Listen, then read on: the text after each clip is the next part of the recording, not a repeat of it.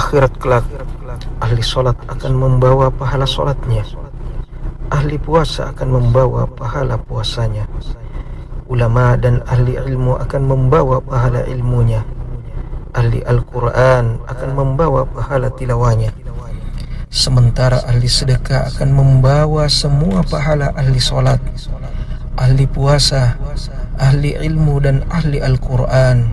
Kenapa? Karena dengan hartanya dia telah membantu tersebarnya ilmu. Dengan hartanya dia telah membantu pembangunan atau renovasi masjid. Tempat ahli solat melakukan solat. Tempat ahli ilmu mengajarkan ilmunya. Tempat para penuntut ilmu belajar dan bermajlis. Dengan itu dia meraih pahala orang-orang yang solat, orang-orang yang mengajarkan ilmu dan belajar serta bermajlis ilmu. Dengan hartanya dia memberikan makan orang-orang yang berpuasa. Dengan itu dia meraih pahala orang yang berpuasa. Dengan hartanya dia telah mencetak serta menyebarkan Al-Quran dan kitab-kitab para ulama. Semua pahala mereka akan diraih oleh ahli sedekah. Wallahi, demi Allah, kelak di akhirat ahli sedekah adalah orang-orang yang bahagia dengan pahala sedekahnya, pahala besar yang dia tidak sangka-sangka. Allah Azza wa Jalla berfirman, "Mathalul ladzina yunfiquna amwalahum fi sabilillah kamathali habbah anbatat sab'a sanabila fi kulli sumbulatin mi'atu habbah wallahu yudha'ifu liman yasha' wallahu wasi'un alim." Perumpamaan sedekah yang dikeluarkan oleh orang-orang yang menafkahkan hartanya di jalan Allah adalah serupa dengan sebutir benih yang menumbuhkan 7 bulir. Pada tiap-tiap bulir 100 biji.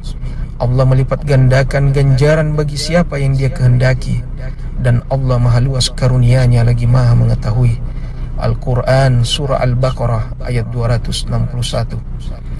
Betapa besar pahala bagi mereka yang berinfak di jalan Allah Azza wa Jalla. Allah melipat gandakan ganjaran bagi siapa yang dia kehendaki. Sungguh Allah maha luas karunia-Nya lagi maha mengetahui.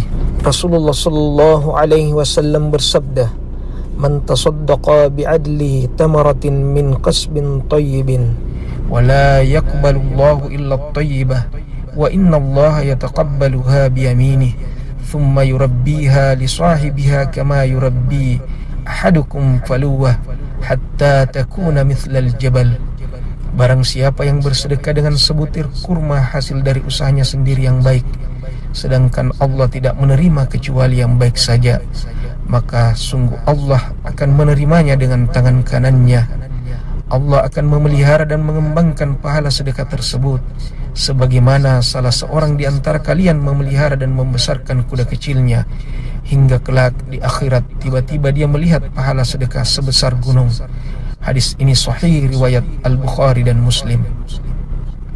Lihatlah, Allah Azza wa Jal tidak melihat seberapa besar yang kita sedekahkan, namun Allah melihat ketakwaan hati kita. Ketika kita berkorban di jalan Allah sekecil apapun itu, Allah akan memeliharanya. Allah akan mengembangbiakannya menjadi besar, jauh lebih besar dari yang kita bayangkan.